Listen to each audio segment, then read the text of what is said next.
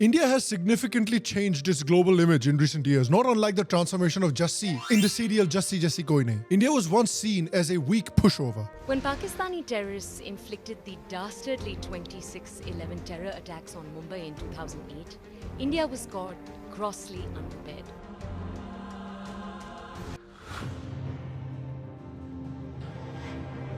There's a perception in India that each time there is any measure for a conversation or any hope for a dialogue or any such site is created, it automatically attracts some kind of a terror attack or something of the sort, which derails the process.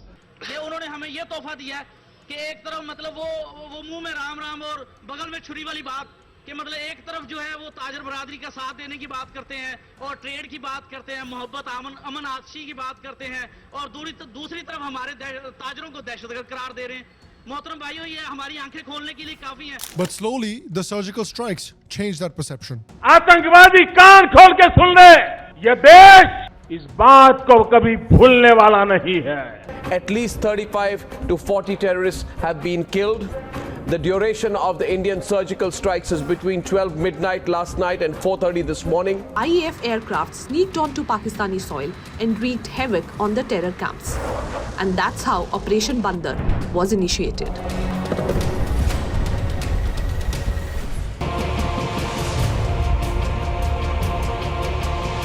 This was a counter-terrorist operation. Western countries viewed India as a poor, struggling, and irrelevant economy. But after becoming the fifth largest economy, soon to hopefully become the fourth largest economy, India also is proving them wrong. China considered itself the landlord and India just the tenant.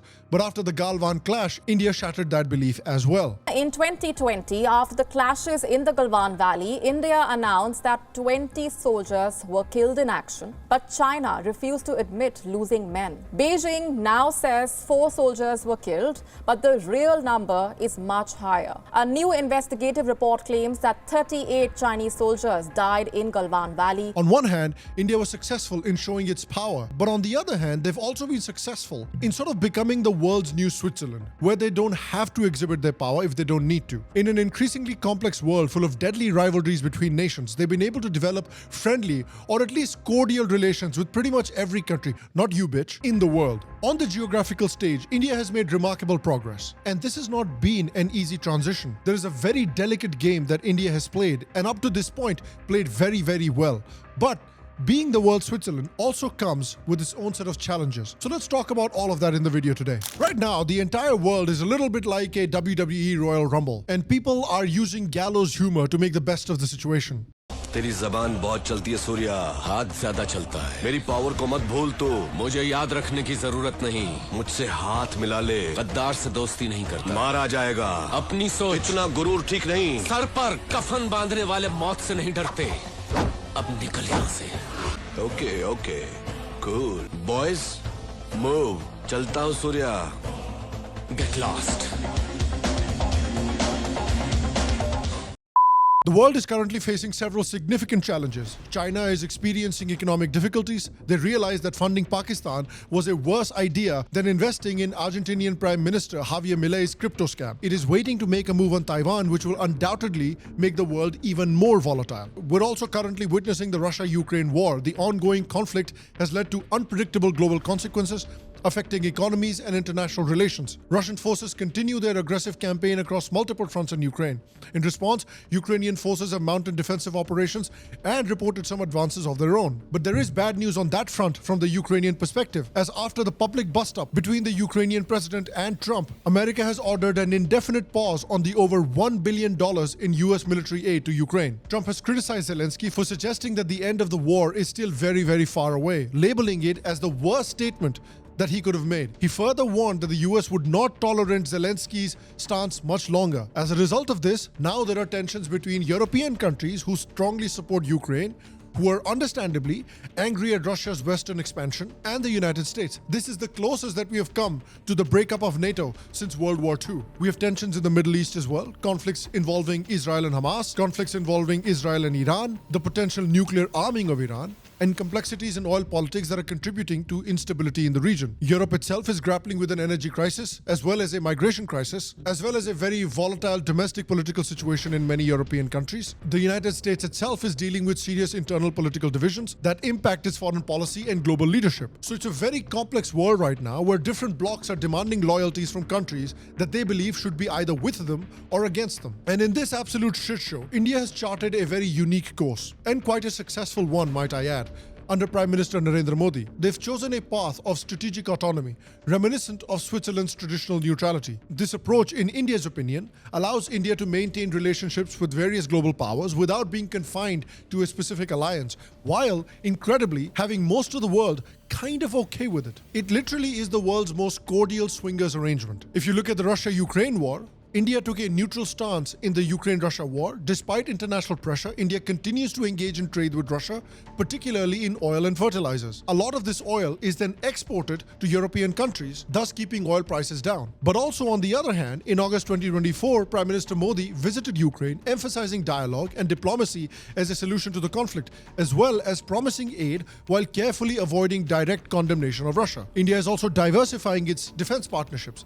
At the Aero India 2025 show, both Russian and American fighter jets were showcased at the same place, highlighting India's balanced approach to military collaborations. They've also got strategic defense partnerships with countries like France and Israel. India, under Modi's leadership, has revitalized the Act East policy, focusing on strengthening ties with Southeast Asian and East Asian nations. It has also been able to develop good relationships with important Arab Muslim countries like Saudi Arabia and the UAE, while maintaining a deep strategic relationship with Israel, while maintaining a strategic relationship with Iran, particularly relating to the Chabahar port that connects India to West Asia. India is currently doing a better job of juggling than Akshay Kumar ever did in Garam Masala. This strategy aims to enhance economic and strategic partnerships, particularly in counterbalancing China's influence in the region. Shockingly, there has also been a slight thawing of the relationship between India and China, with both countries agreeing to de-escalation at the Indian-China border. So to understand why this is so impressive, we need to understand again what a shit show Indian foreign policy used to be. India, since its independence, was understandably wary of big superpowers like the USSR, USA, and particularly the European countries. From forge and furnace, lathe and milling machine, the various components find their way to the spacious assembly bay to emerge finally as stationary compressors. They wanted to develop a strategy of strategic autonomy. Therefore, after independence, the first Indian Prime Minister Nehru developed a policy of non-alignment, in which theoretically he wasn't aligned with either big superpower bloc. But ultimately, this so-called non-alignment was only a mirage as India started drifting more and more towards Russia, alienating itself from the United States, who in turn developed Pakistan as a close ally. By the mid-1960s, India and the US were already experiencing serious turbulences. Washington wanted India to be a firm ally against communism, but India wasn't ready for that. Despite US skepticism, India still received economic aid, especially food shipment under the PL 480 program, which helped India through food shortages. Famines and hunger, which were regular features in India, are now more the exception than the rule. And even when they do take place, they are contained. And a country which once had to rely on the shiploads of PL 480 food grains, which arrived from the USA to feed its people, thanks to the Green Revolution, can now boast of surplus food grains.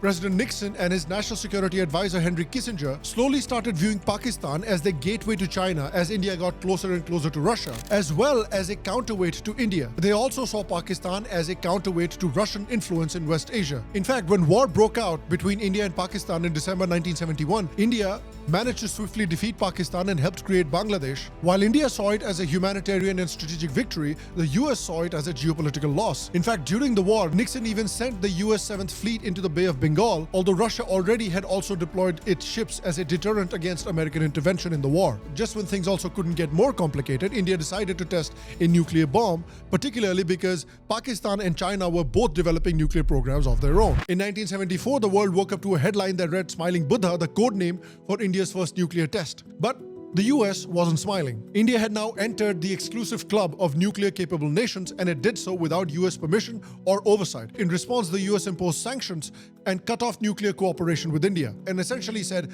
"You're on your own now, good luck." This period also saw India tightening its bonds even more with the Soviet Union and getting further and further alienated from the United States. The US then developed a closer relationship with Pakistan. But ultimately, after the collapse of the Soviet Union, when the world for a very brief period of time turned into a unipolar world, with America being that one pole, the USA saw India's rise economically and started seeing India as another potential partner than simply an antagonist. And one of the biggest breakthroughs during this time was the 2008 India Civil Nuclear Agreement, championed by Indian Prime Minister Manmohan Singh and George W. Bush. For decades, India had been sidelined from the global nuclear order, but this deal changed everything. It gave India access to civilian nuclear technology and fuel, all without signing the Non-Proliferation Treaty. Meanwhile, the Quad, which was a loose military partnership between India, US, Japan and Australia, which was first proposed in 2007, was revived as China grew aggressive in the Indo-Pacific. So while India was learning to balance its relationship with the US and Russia, there were still delicate and strategic relationships with many important countries in the rest of the world that India was struggling to handle during this time. This was the time when the Arab world was still largely deeply anti-India. Countries like Saudi Arabia and Qatar were spending billions of dollars in establishing madrasas in India and spreading Islamist ideology throughout the country, which created a massive national security risk for India. China was busy developing relationships with countries in Western and East Asia, and India was getting left behind in these areas. But a lot of this would change with the arrival of Modi. As soon as Modi was elected, he immediately showed that he was thinking beyond just the US and Russia. He was focusing on new strategic grounds that India must play on, particularly the Middle East. This was made evident by the fact that Modi became the first Indian Prime Minister to visit Israel in 2017. And since then, bilateral trade between the two countries has grown rapidly. In all this, India also was able to maintain its support and solidarity with the Palestinian cause, as well as endorsing the two-state solution, basically walking a very difficult tightrope. This talent of walking the tightrope was also evident in India's shift in policy regarding the Middle East. India started developing a very close relationship with many big Arab Muslim countries. They conducted joint army, navy and air exercises with the UAE and Oman. How India sees itself in the world today was also seen during the global pandemic, where India's role became that of a compassionate partner and a benevolent leader, rather than an extractive leader like China. When India exported vaccines to 65 nations that desperately needed it, whether it be neighbors like Nepal and Bangladesh or far-off African nations like Congo and Nigeria. Many vaccines being produced in countries around the world, but there's only one country that has the manufacturing capacity to produce sufficient quantities to satisfy the demand of citizens in every country, and that's India. Taiwan has praised India for helping Paraguay to get vaccines amid Chinese pressure. Remember, last month, India gifted 100,000 doses of its indigenous Covaxin vaccine to Paraguay. Taiwan added that India will be sending another shipment to Paraguay soon. India has used the fruits of its independence to assist other developing countries. And on this point, Prime Minister Sri Narendra Modi, we owe you a debt of gratitude. Canada has secured 2 million doses of the Covishield vaccine through an agreement with Verity Pharmaceuticals and the Serum Institute of India. When looking at Arab Muslim countries, Modi himself had a very strong personal relationship with the head of the UAE as well as Mohammed bin Salman of Saudi Arabia. Modi was able to recognize that these countries were looking to change their societies. They were looking to reform, they were looking to modernize, because these countries also understood that in order to grow, in order to continue to have the standards of living that they have today, Islamism would need to go. These societies would need to modernize, their economies would need to diversify, and for that, their societies would need to reform. Modi was very smart to notice this strategic change in the Arab leadership and was very quick to develop a strong personal relationship with these leaders. This led to not just strategic benefits for India, in Saudi Arabia promising to look after Indian national security interests, but countries like the UAE and Saudi Arabia and now Qatar have promised tens of billions of dollars of investment in India. India's strategic balancing also paid dividends when 8 Navy officers who were sentenced to death in Qatar got their sentences commuted and were able to return to India safely. India has been very clear in explaining to the world that they do not want any wars. Modi has said that this is not an era of war. It is coming from a place of knowledge and experience, having had multiple wars and many a quasi-war imposed on India, causing loss of lives and sending our economy back by many decades. However, PM Modi stands out as the only world leader who directly sat next to President Putin and urged him to end the war, emphasizing that children are dying. This bold move silenced many of his critics. India's position on the conflict has been unequivocal. Prime Minister Modi advocates for a word not at war and maintains that solutions cannot be found on the battlefield. Another big challenge to India's talent of walking the tightrope was Donald Trump when he got elected and came into the White House in 2025. Donald Trump has started his presidency on a war footing with the rest of the world. And India wasn't safe from this either. In January 2025, he did a call with Prime Minister Modi where he pushed India to increase procurement of American-made security equipment and move towards a fair bilateral trading relationship. He's also criticized India's tariff system and pushed for reciprocal trade. He's also threatened tariffs on India. When India, which is a very big abuser, he happens to be coming to meet me next week. But the word reciprocal is important because if somebody charges us, India, we don't have to talk about own. If India charges us 100%, then we charge them nothing for the same. In a bold statement that has caught everybody's attention, former US President Donald Trump issued a stark warning to India about its high taxes on American goods. His America First approach was also visible during his first term when he had warned India of exporting hydroxychloroquine or threatened consequences. Donald Trump, remember, the United States had requested India to release hydroxychloroquine. Trump has now warned of retaliation if the government stops the supply. In his press briefing, Trump said that he's spoken to Prime Minister Narendra Modi about the supply of hydroxychloroquine, adding that if India doesn't allow the export, it may face retaliation. President Donald Trump has hinted at retaliation if India turns down America's request for export of hydroxychloroquine to America.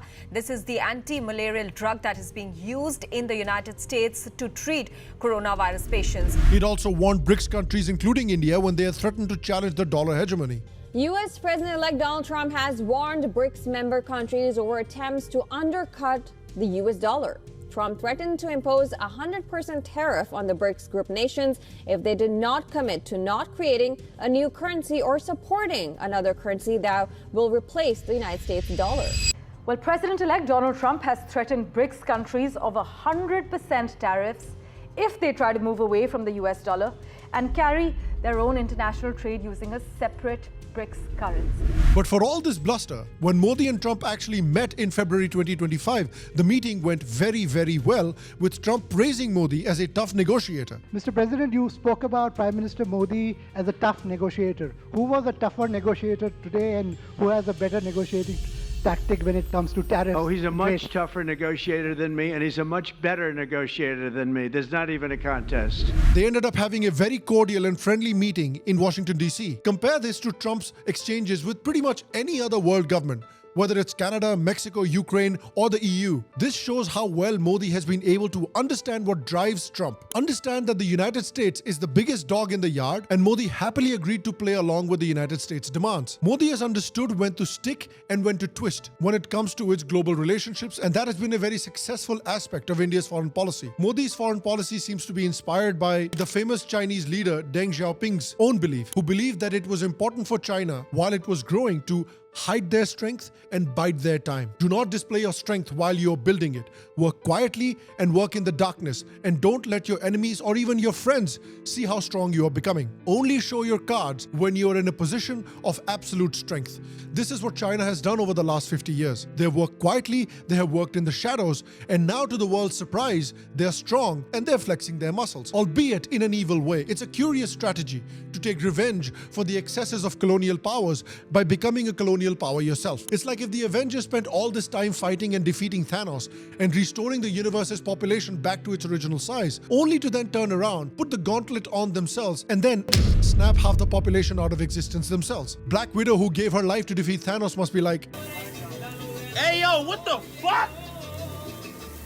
So this is a very crucial time for the Indian economy. India needs to make sure that they can grow for the next 10 to 15 years without any major interruptions, any major shocks, political upheavals, or global catastrophes. Modi understands that India's priority should be becoming a $10 trillion economy as soon as possible, whatever the cost. Along with hard power, India has also been very successful in using its soft power, be it yoga.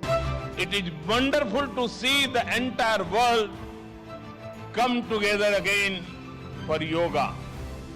I think that this event and Prime Minister Modi has done a wonderful thing. I think India is going to be more and more important as the years go on. Yoga really helps unify the world, and it's really great for the world to share on this day. people get health and harmonize love and peace to change the personality to help the world. This yoga is great Indian culture. Ayurveda, Hindu philosophy. In the Bhagavad Gita, Krishna sums it up very succinctly, as the Gita is a very succinct text. Natueva hamjatuna sam natvam nime janaripa nachaiva nava vishava sarvevayam ataparam. Beautiful poetry. Never was there a time when I did not exist, nor you, nor all these kings, nor in the future will any of us cease to be. So this is Upanishadic philosophy, Vedic philosophy, concisely put. This idea is a total game changer philosophically. Its spiritual gurus and its movie industry. All of them have solidified India's position in the world as a mature, developing international power. And luckily for India, at least so far, Trump seems to be looking to give Putin an off-ramp when it comes to the Russia-Ukraine war. He seems to be willing to engage Russia much more than the previous administration, which means that at least for the time being, he will be much more respectful of India's relationship with Russia. However, this neutrality that India is trying to cultivate, successfully I might add, it comes with its own set of challenges. If you are not in a particular camp, what happens if a war breaks out with China? If you're not willing to be firmly in the American camp, will the Americans be as willing to support you in this war against China? And this is why it is so crucial for India to develop economically, continue to strengthen its military, because the path of neutrality is not without significant dangers. The biggest danger being a two-front conflict between India and Pakistan and China. So no matter what, India has to be ready economically and militarily for a scenario like that, and not have to depend on its partners to bail it out, particularly if it chooses a path of neutrality. And I want to ask you, do you believe that this path of neutrality that India has been walking, trying to be the new Switzerland, do you think this is a smart strategy? Do you think India should be in a particular camp, either completely with the United States or completely with another world power? Let me know your comments in the comment section down below. Other than that, guys, I will see you for the next episode. And to all of you, stay happy, stay healthy, and a secular pranam.